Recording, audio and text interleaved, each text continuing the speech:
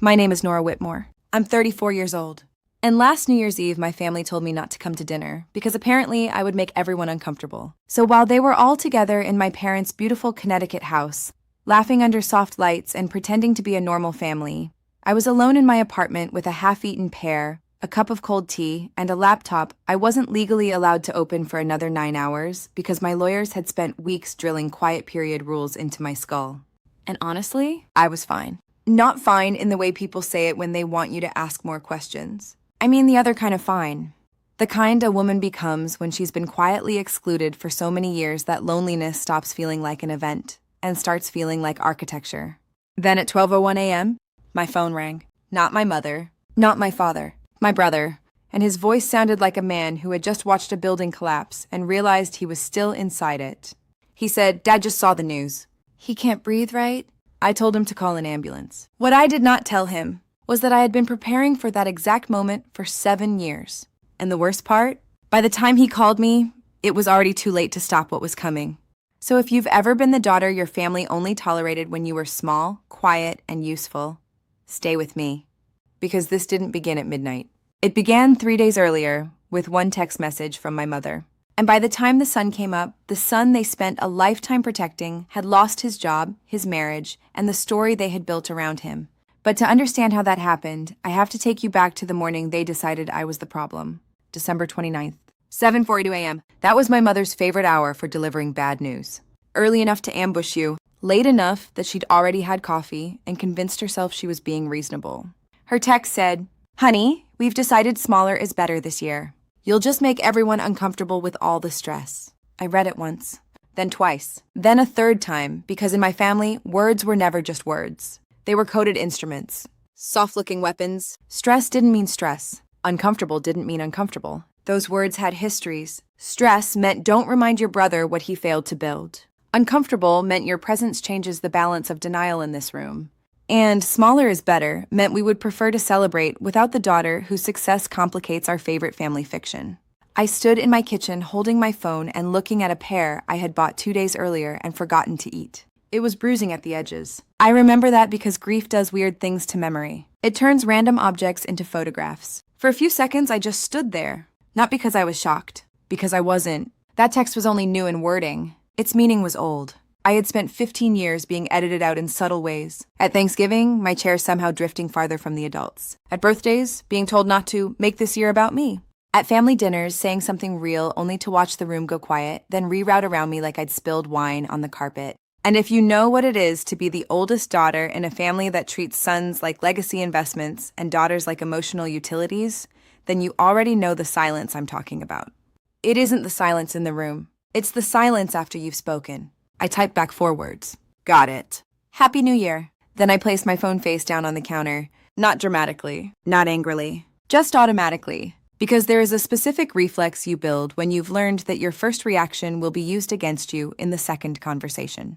And then I opened my laptop. Not for work. Work was locked down. My company was 4 days away from its IPO. Every communication, every appearance, every careless sentence mattered. Instead, I opened a browser tab and typed in a record I had checked every few weeks for 7 years. I looked at the same line I had looked at so many times before. Still my name. Only my name. Then I closed it. At that moment, I still didn't know my brother had already started moving pieces behind my back. And if you think what happened next was a sudden revenge story, it wasn't. That's what people call it when they weren't paying attention during the preparation. Because revenge only looks fast from the outside. From the inside, it usually looks like documentation. And mine had started years before anybody knew they would need to fear it. My office that week felt like a stage after the audience had gone home. It was that strange limbo between Christmas and New Year's, where cities feel hollowed out and every conference room has abandoned water bottles and stale pastries nobody wants to admit they bought. Marquin was already there when I arrived. 41. Sharp as broken glass. Ex-banker. Beige trench coat. Black flats. A woman who had left high finance because, in her words, she'd grown tired of men explaining her own spreadsheets back to her like they'd discovered numbers. She took one look at my face and said, "You got a text." I slid my phone across the table. She read it in about 4 seconds. Then she looked up and said, "Good." I blinked. Good? One less thing to schedule around. That was Mara. She had a rare gift for removing sentiment from a crisis until only the useful edges remained. Not cruel, just clean. Quiet period ends Friday morning, she said. Until then, you do not post, you do not comment, you do not breathe near a journalist, and you definitely do not let family nonsense become securities litigation. Understood? Understood. She tapped the slim gray binder beneath her coffee. My patent file, filed in 2018. I didn't need to open it. I knew that cover better than I knew most people's faces. Your family has 4 days to be stupid, she said. Let's not let them become expensive. At 11:30, we had a banker Zoom. At noon, outside council. At 3, a roadshow closeout. The whole week was stacked in clean little blocks while my actual life was threatening to set itself on fire in the margins. And maybe that was the strangest part of the whole thing. Crisis still has calendar invites. Mara handed me another disclosure form. Sign this again. I already signed it. Do it again so I sleep better. I signed it again. There's something deeply humbling about becoming successful enough that your lawyers start treating your family like a material risk factor. At 26, I couldn't have imagined that. At 26, I was still trying to get my father to listen long enough to finish a sentence. December 2017. I was 26 years old, 3 months out from quitting Microsoft, nearly broke, running on bad coffee and stubbornness, and carrying around an idea I couldn't yet prove but already believed in with terrifying intensity. My family naturally hated that energy. We were at Christmas dinner in my parents' house in Greenwich. Heavy silver. Overcooked turkey. Too many candles. My mother moving dishes around with the rigid efficiency of a woman trying to curate emotional weather. I tried, mistakenly, to explain what I was building. A lightweight authentication layer, efficient enough to run on older systems. Useful for institutions still running on infrastructure everyone pretended had already been replaced. My father listened for maybe 15 seconds before saying, "That sounds like a lot." My mother smiled without warmth and said, "Honey, maybe next year bring something that pays before you bring something that explains." And then there was my brother, Grant Whitmore. Grant had that expensive, easy confidence men develop when other people absorb the consequences of their ambition. He was halfway through his 3rd glass of red wine, wearing a ski sweater that probably cost more than my monthly grocery budget, and he had only listened to about 4 of my sentences before he leaned back and tossed out one lazy line between bites of turkey. "Have you thought about going direct to consumer?" That was it. That was his contribution. Not a framework, not architecture, not capital, not strategy. Just one vague, meaningless sentence shaped like startup wallpaper. And yet in my family, because it came from him, it landed with weight. My mother nodded like he'd offered insight. My father made that low, approving sound men make when another man has spoken confidently enough to save them from having to understand anything. I remember staring at him and realizing something I couldn't yet articulate. My brother would always be credited for proximity. I would have to earn legitimacy in blood. That same night, I drove back to Queens.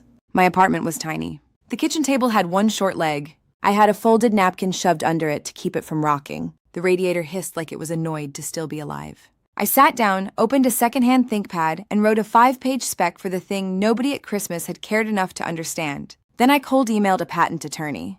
That attorney's name was Elena Vale. And she would later save my life. Well, not my life, but the version of it my family was about to try stealing. Because while my brother was busy being the strategic one in rooms where strategy meant throwing phrases around and looking expensive, I was doing what women like me always end up doing if they want anything to survive. I was building the boring infrastructure. The notes, the timestamps, the filings, the signatures, the sequence. That's the thing nobody tells you when you're young and talented and trying to be loved by people who only respect spectacle. Spectacle is fragile. Paperwork is forever. And 3 days before my IPO, my family was about to learn that the hard way. My father called me at 3 about p.m. on December 29th. That alone told me something was wrong. We were not a call family. We were a text family. Or more accurately, we were a family of strategic silence interrupted by occasional controlled statements. So when I saw his name on my phone, I already knew this wasn't going to be emotional. It was going to be legal. I answered. He did not say sweetheart. He did not say pumpkin. He did not say how are you. He said in the same neutral tone he had used for 40 years as a trust and estates attorney, "I want you to understand something about family before you sign anything with Wall Street." That sentence dropped into my stomach like a coin into deep water. "What are you talking about?" I asked. "I'm talking about the fact that family means sharing." There it was. Not concern, not congratulations, not pride. Acclaim. He kept going. Grant has been there from the beginning. I actually laughed once. Not because it was funny, because my body didn't know where else to put the shock. "Dad, what are you saying?" "I'm saying there's no formal contract between you two, is there?" And suddenly I understood. This was not a father checking in. This was a lawyer floating leverage. He was trying to see whether family mythology could be converted into ownership confusion days before a public offering. And for one awful second, I felt 12 years old again. Like maybe I had missed something.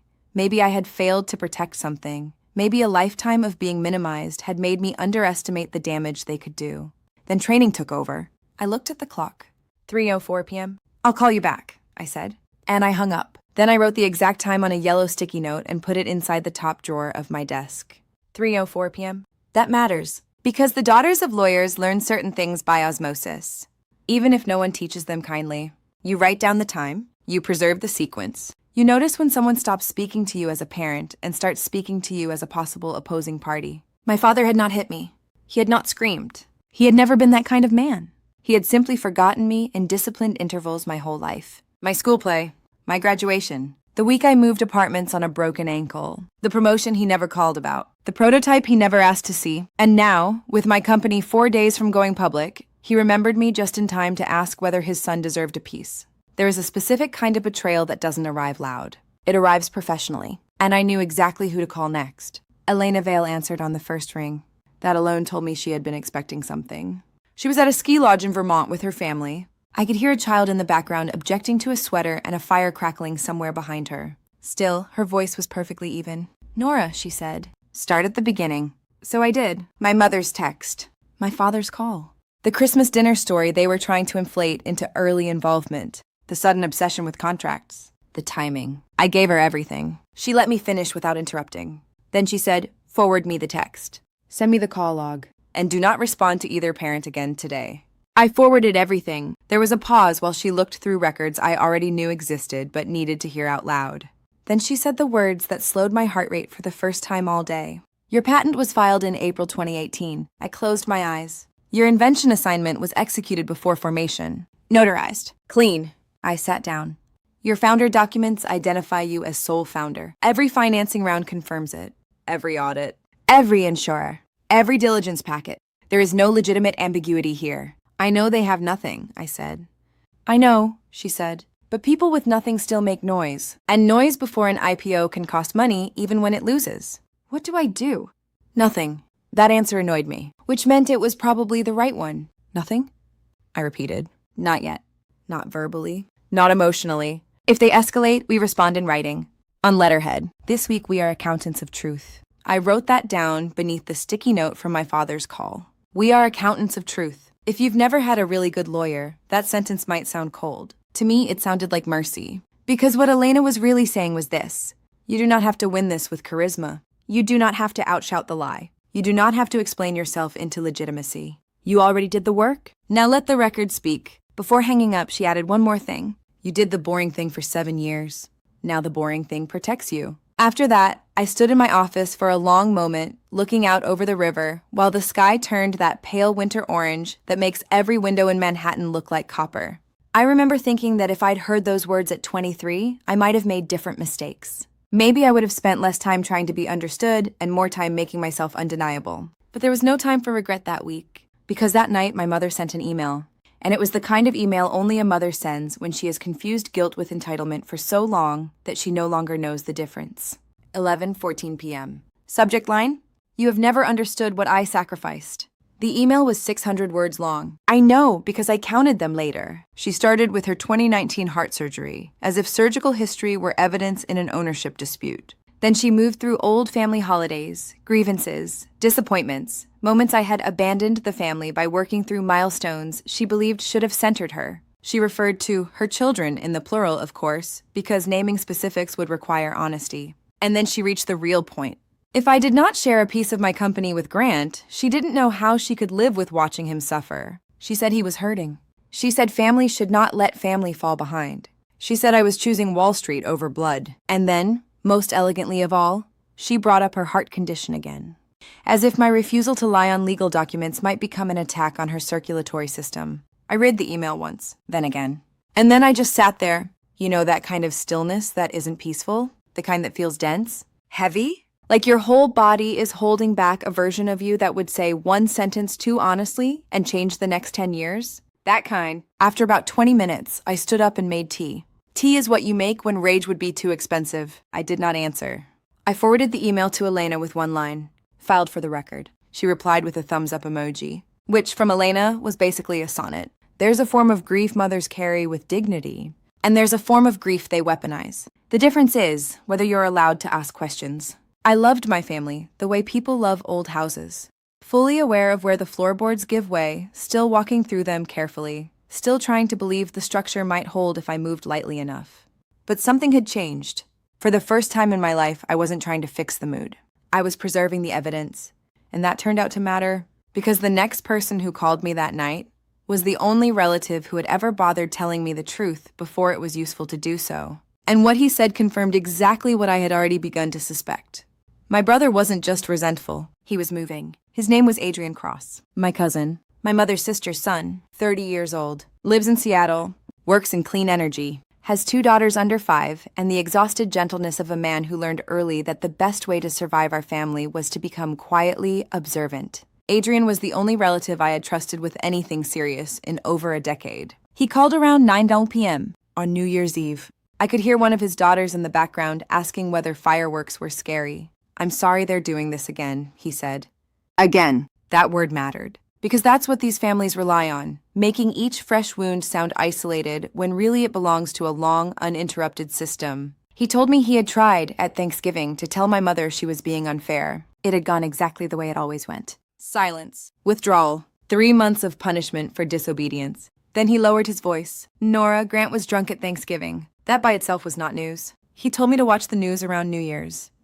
Said things were going to get interesting for his little sister." I closed my eyes, not because I was surprised, because confirmation has a special kind of chill. It turns intuition into evidence. "Adrian," I said, "I thought he was just being obnoxious." "I did too," he said. "I didn't think he'd actually do anything." Grant was out of money. Adrian knew it. I knew it. Probably my parents knew it and were pretending not to. By then, he had cycled through enough ventures, titles, and strategic advisory roles to look experienced on paper while remaining fundamentally incapable of building anything that survived daylight. And men like that become dangerous when someone close to them succeeds in a way that can't be narrated back into their ownership. I told Adrian it was handled. He didn't believe me, not fully, but he trusted my tone. We said Happy New Year a little early and hung up. Outside my apartment, fireworks had already started somewhere over the Hudson. Small, distant booms, like soft artillery. I sat there in the half-lit room, my laptop closed beside me under quiet period restrictions, and understood something clearly. Whatever Grant had done, it was already in motion. At 12:01 a.m., the phone would ring. I knew that before it happened. What I didn't know was that the lie he told about me would not be the thing that destroyed him. His real mistake would be something much dumber, much smaller, and much more final. At exactly 12:01 a.m., my phone lit up. "Grant." I let it ring twice. Then I answered. He didn't say hello. He said, breathless, "What did you do?" "Dad just saw the news and he's not breathing right." Interesting. Not what happened. Not can you help. Not there's a misunderstanding. What did you do? Because in his mind, even then, consequences were a thing women manufactured, not a thing men earned. I kept my voice flat. "Call an ambulance." "Nora, listen to me. Call 911. I hung up before he could continue. Then I opened my laptop. Reading didn't violate quiet period rules. I went to Bloomberg's site and typed in my brother's name. There it was. Top result. A year-end tech roundup clip. First aired earlier that day. Repeated late at night. Exactly the kind of segment financially literate fathers leave on in the background while pretending not to care. I clicked play. And there he was. Grant Whitmore, in a studio in Midtown, under flattering lights, wearing the silk tie I had bought him for his 35th birthday, back when I still mistook family access for family loyalty. The lower third identified him with a title from Blackwell Ridge. Then came the headline, "The brother-sister duo behind Virion Labs' quiet rise." I actually went cold, because if the claim had only been private family nonsense, that was one thing. But now it was broadcast. Archived, repeated. Searchable, and he was saying it so smoothly that I understood, for one horrible second, why people believed men like him. He had that polished, weightless confidence of someone who'd never had to attach words to labor in order to survive. Minute 1, he said we conceived the core architecture together. Minute 2, he called himself the quiet strategic hand behind the company. Minute 2:30, he said we had whiteboarded the foundational idea at Christmas dinner in 2017. Every sentence was shaped to sound plausible if you already wanted to believe men collaborate whenever women build something valuable. I kept watching. Then at 3 minutes and 41 seconds, Grant leaned forward and casually referenced a partner compliance architecture pattern used inside Blackwell Ridge.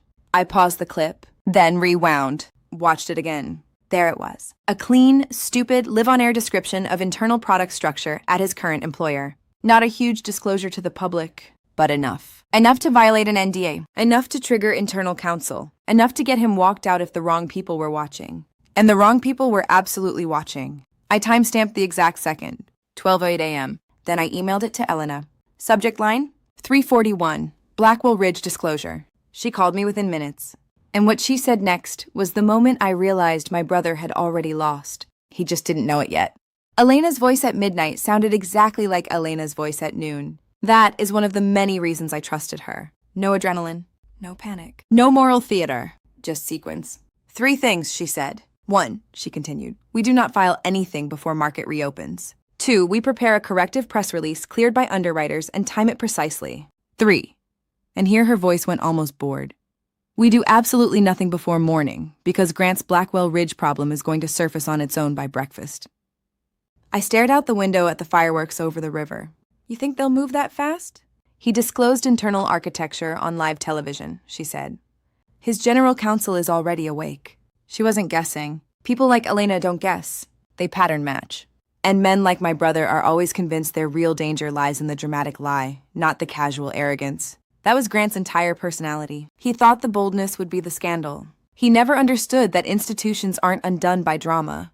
They're undone by documented violations. Mara joined the call from her apartment in Brooklyn wearing flannel pajamas and reading glasses.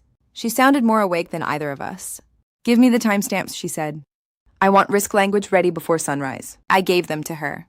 Then, because in every disaster there is always one small private fear your body keeps hidden until it can't anymore, I asked the question I had been avoiding. What if my dad actually has a heart attack? There was a short silence. Then Elena said he'll be in an ER for observation and out by noon. Panic event, not cardiac event. How do you know? Because I have watched men like your father for 25 years. They do not collapse when they lose control. They stage distress around it. It was such an ungenerous sentence that I knew it was probably accurate. We hung up at 12:41. I drank the tea I had made earlier. It was cold. I drank it anyway. Outside, the fireworks kept going. Inside, I sat in the quiet and thought about what morning would look like. Not emotionally, procedurally. That was the week I learned the most dangerous kind of calm is the calm you get when you finally stop needing the other side to understand your pain. All you need then is timing. And at 5:53 a.m., timing arrived. My phone buzzed at 5:53 a.m. A text from Mara. Attached, a screenshot from TechCurrent.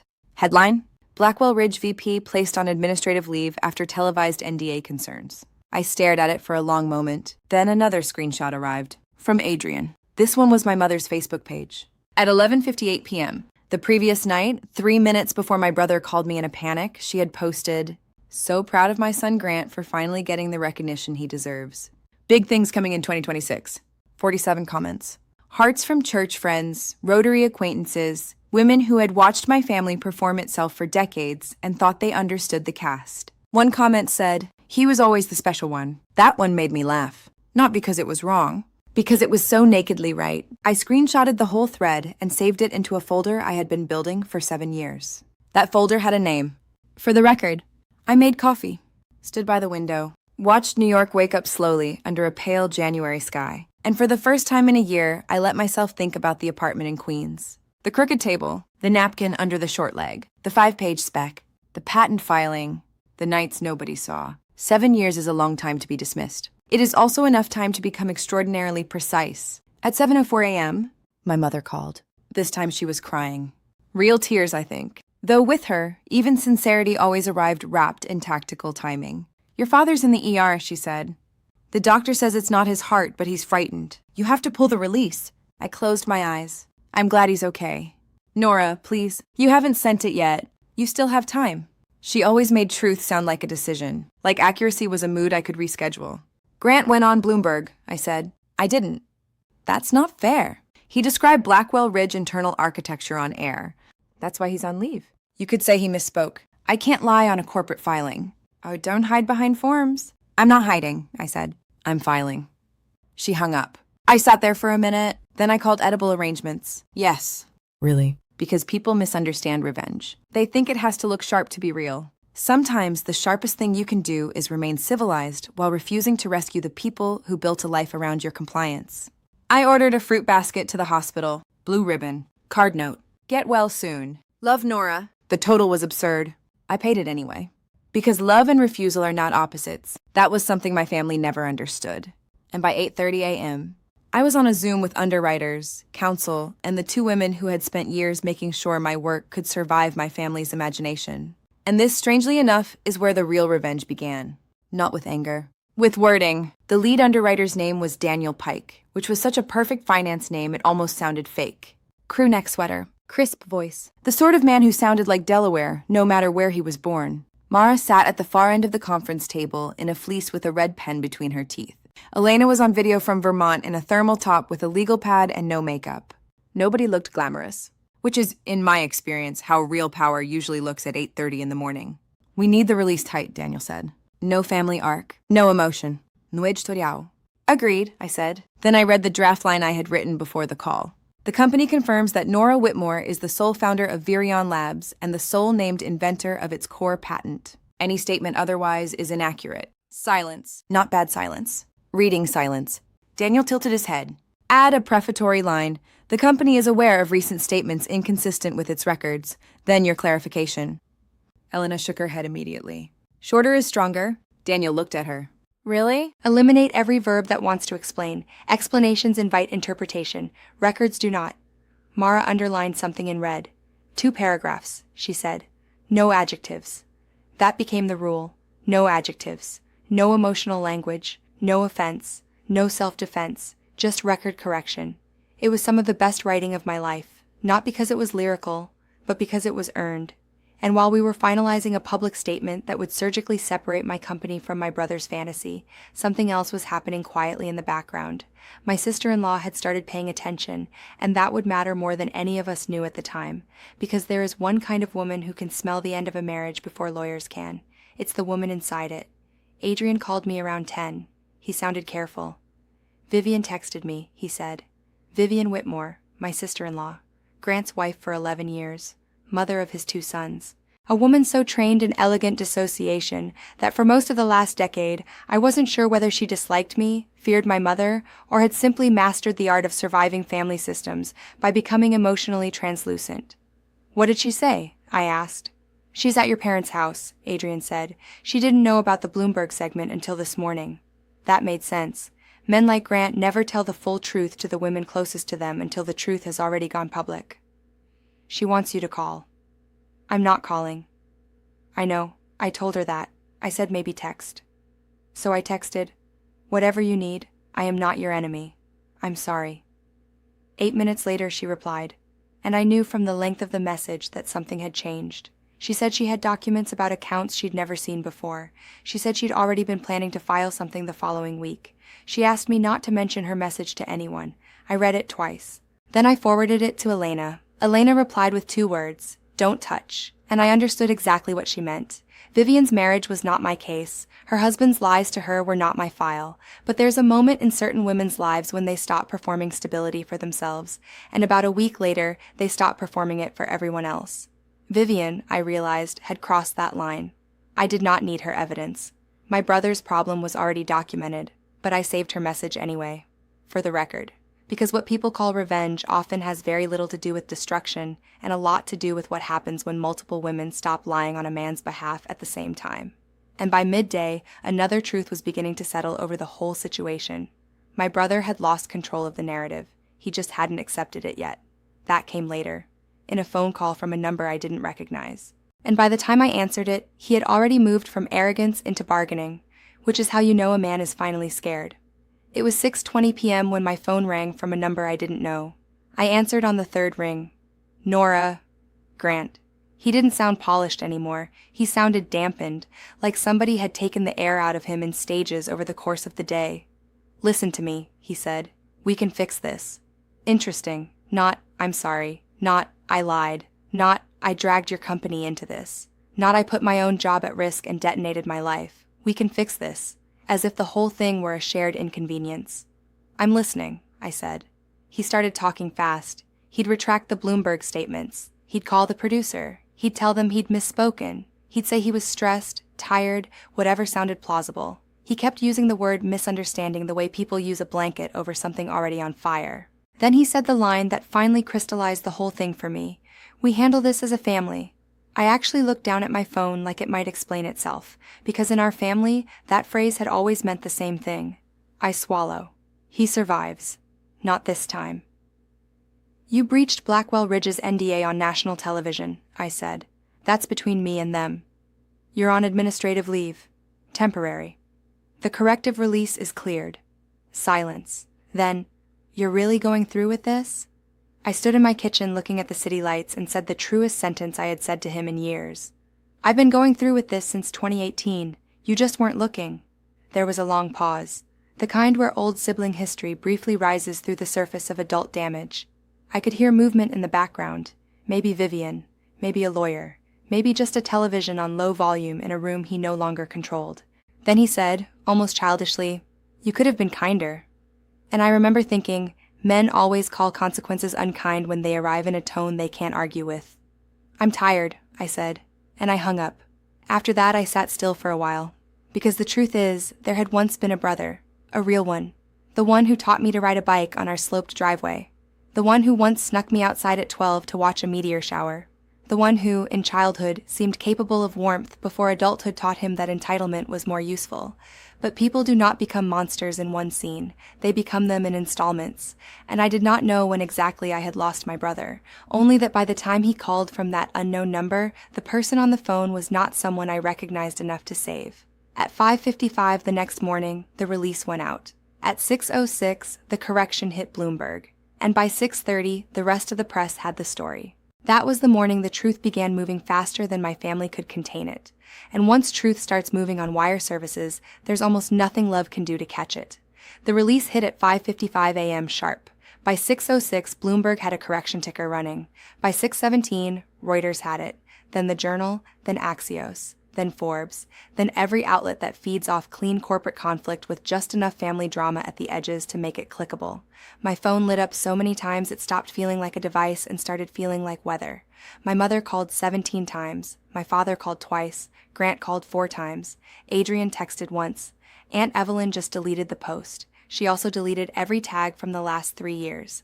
That took about 9 minutes. I laughed out loud at that. Not because it was funny, because it was such a perfect little portrait of panic. Then Elena forwarded me a 1-paragraph note from Blackwell Ridge's general counsel. The sentence that mattered most was this: Virion Labs is not a party to any action arising from Mr. Whitmore's disclosures. I read that line twice. My company was untouched. That was everything. Grant's job was his problem. His NDA was his problem. His employment termination, if that was where this was heading, would be his problem. For once, there would be no shared liability, no emotional collectivism, no family fog, only ownership. I got dressed carefully, black blazer, pressed trousers, loafers I'd bought specifically for IPO week and had not worn yet. I wore no jewelry, no necklace from my mother, no watch from my father, nothing symbolic. Downstairs, the car was waiting. The driver stepped out, opened the door, and said, "Congratulations, ma'am." He didn't know what for. It didn't matter. He was right anyway. Because the thing about mornings like that is this: they are not triumphant in the way movies teach you. They are quieter, colder, cleaner. Like a room after a difficult surgery where everyone is too competent to celebrate before the patient is stable. By the time I got to the exchange, I knew the day had already split my old life from the one I would have after. I just didn't know yet what my father had said while watching the broadcast, or that it would be the only honest thing he'd give me for weeks. The New York Stock Exchange is less glamorous in person than people imagine.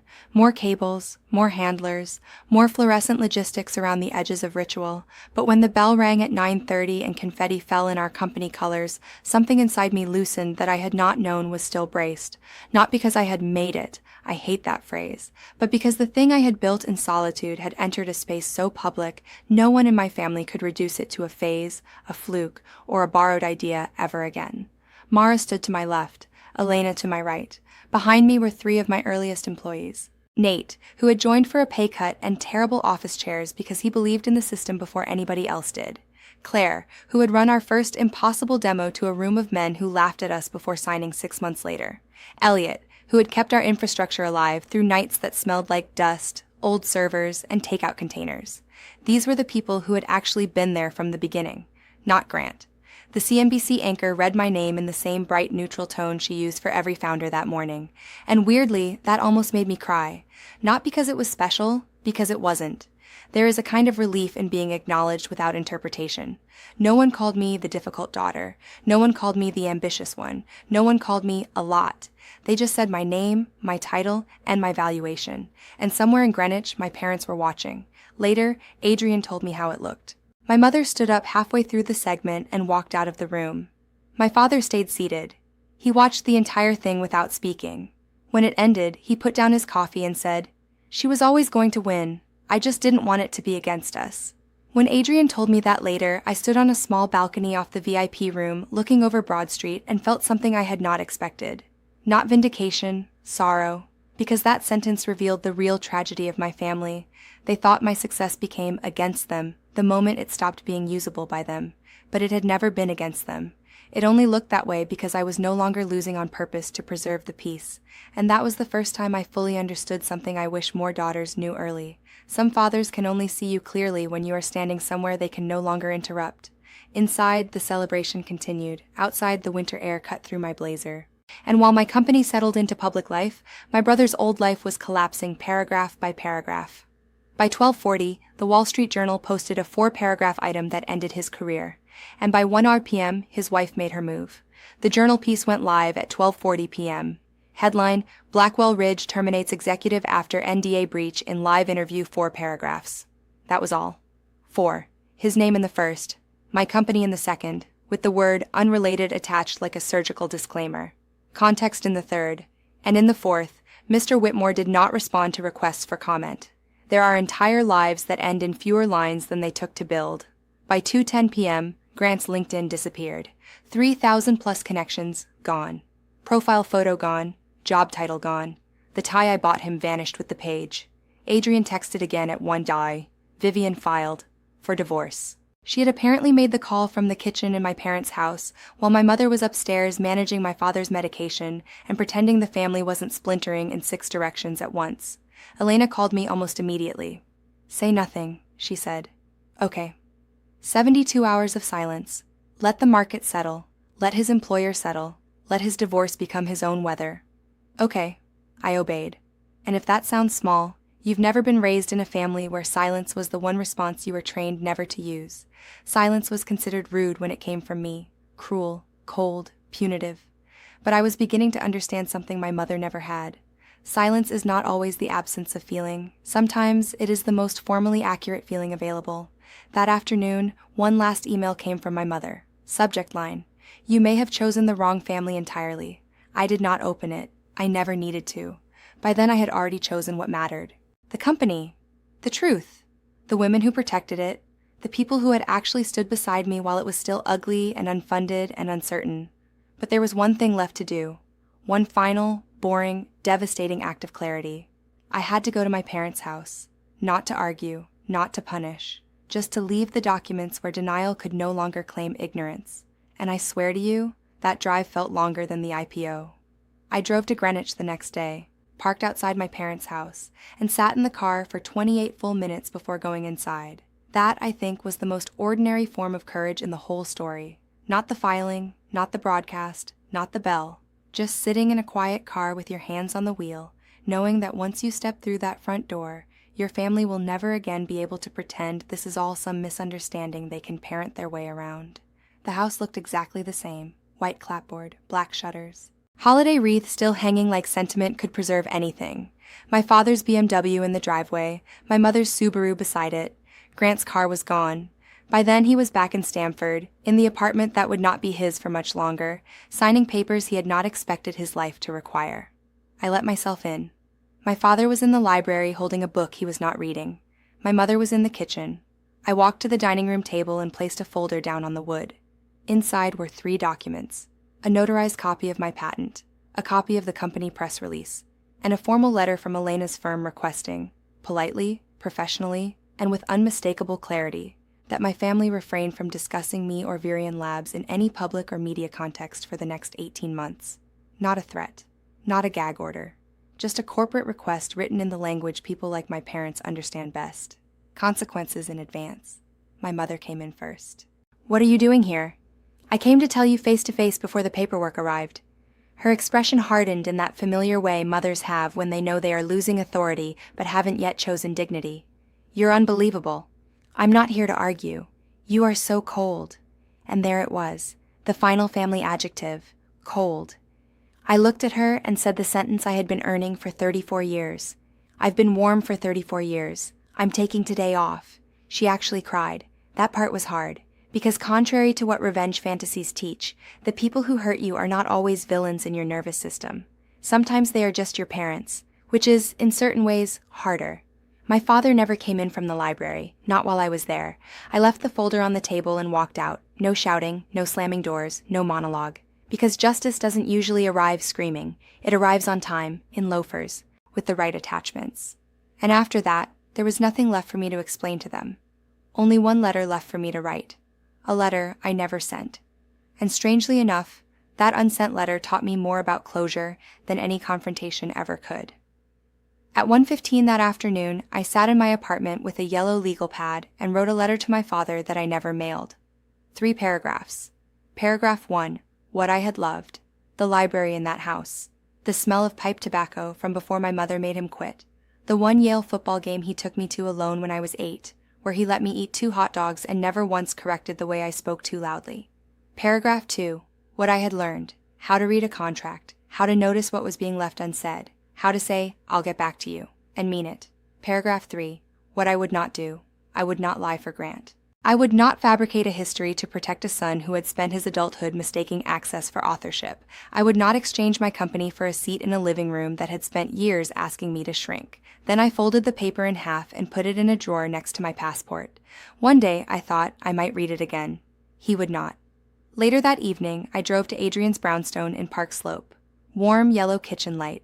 His daughters asleep upstairs in matching pajamas. His wife sick in bed. I handed him the folded letter. "Keep this for me," I said. He nodded like he understood more than I had to say. Then he opened a drawer and pulled out an envelope of his own. For his father. Also never mailed. We sat there for almost 10 minutes with 2 unsent letters between us and barely spoke. And I remember thinking how wrong people are about unfinished things. They think not sending a letter means weakness, cowardice, avoidance. But sometimes the letter you don't send is the only reason you remain intact enough to live the rest of your life. Not every truth requires delivery. Some truths only need witnesses. I left after midnight. The city was quiet. The tunnel was quiet. My phone was finally quiet. And in the days that followed, the fallout settled into numbers, which for me is how grief always becomes manageable. In math. A week later, we did the math because numbers are often kinder than feelings. Grant. Unemployed. Blackwell Ridge had, by courtesy more than compassion, offered him 90 days of transitional housing support and then filed a personal breach action against him for the televised disclosure. Vivian. Filed, organized, ahead of him by months. Temporary custody split tilted in her favor. Financial disclosures underway. The kind of clean legal momentum only happens when a woman has been getting ready silently for a lot longer than the man realizes. My parents. Quiet. My mother unfriended me on Facebook on January 5th. My father didn't. That detail hit me harder than it should have. Virion Labs. Priced at 18, closed day 1 far above it, 94 employees with intact equity, a market cap large enough to turn headlines into abstractions and paperwork into folklore. My net worth, on paper, crossed into a number so absurd I barely registered it. I didn't care. There was only one number I cared about. 94 people kept their equity clean. That was the point. That was always the point. Mara and I sat in my office the following Tuesday with terrible coffee and a whiteboard and reviewed every press mention from the last 5 days. She made 3 columns: what they called us, what they assumed, what was true. The 3rd column won easily. Then she capped her marker and said, "Good, let's run the company." And we did. That night my mother called, not to apologize. Of course not. Apology is a muscle some families never build, but she gave me the closest thing she ever would. "You were right about your brother," she said. "I'm not apologizing. I'm just saying I was right about one thing, too." I waited. "You are not like anyone else in this family." I wrapped a towel tighter around my shoulders. My hair was wet. I had just gotten out of the bath and said, "I'm grateful you noticed." That isn't a compliment. I know. 10 seconds of silence. Then she said, "Your father reads your filings every quarter. He doesn't tell anyone, but he reads them." That undid me more than I expected. Not enough to cry, but enough to understand that love in some families arrives so late and so badly translated you almost miss it. A week after that, my father wrote 3 lines, and from him, that was practically scripture. The envelope arrived on January 21st, Greenwich return address. My name in my father's careful block capitals, the handwriting of a man who had spent 40 years drafting wills and billable letters. Inside was 1 sheet of yellow legal paper. 3 lines. The patent is in your name. The firm is yours. I was wrong about the shape of you. I hope that is a starting place. Signed, not Dad. Signed, Richard Whitmore, Esquire. That, more than anything, was how I knew it was honest. He did not reach for intimacy he had not earned. He signed it as the man who had been wrong in the arena where he had always believed himself strongest. I read the letter standing at the kitchen counter. Then I placed it on top of the microwave. Then later moved it to a shelf where I keep the things I will not throw away and will not look at often. I did not write back. 48 hours later, I sent him another fruit basket, this one cheaper than the first. Holiday pricing had ended. The note card said only, "Noted. Love, Nora." That was the truest sentence available. And for a while, that was enough. Months passed. The only family updates I got came through Adrian, which was not exile. It was irrigation, carefully managed channels, minimal flood. Grant had taken a much smaller job in Hartford. Salary nowhere near what he once introduced himself with. Shared custody every other weekend. New apartment. New humility, apparently. Though humility in men like him is often just reduced options wearing a cardigan, my mother had joined Al-Anon. She did not tell me herself. Of course not. In families like mine, change is always reported sideways through women who know other women. My father stayed distant. Then one morning in June, standing on a beach in Half Moon Bay during a founder retreat, I opened an email from a woman in Ohio I had never met, and it said more to me than any of the family correspondence. Her message was short. She said she had heard me on a podcast. She said she was the oldest daughter of 3, 2 engineering degrees, small business, parents who had never once visited it. She wrote to say thank you. That was it. I stared at the ocean for a while after reading it. Then I forwarded the email to Mara. She replied, "This is why we did the boring thing," and she was right, because by then I understood the real meaning of everything that had happened. The patent wasn't just legal protection.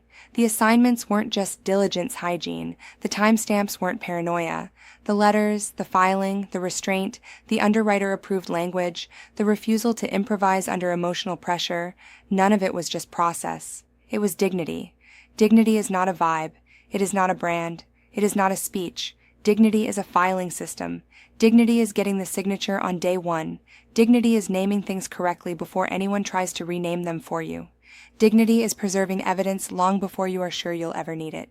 Dignity is knowing which truth belongs in conversation and which belongs in counsel's hands.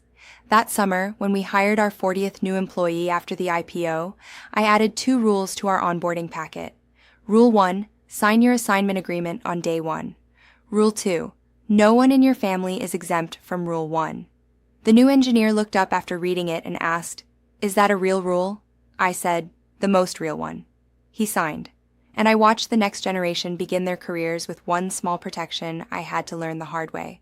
Then winter came again, and 1 year after the worst New Year's Eve of my life, I hosted my own.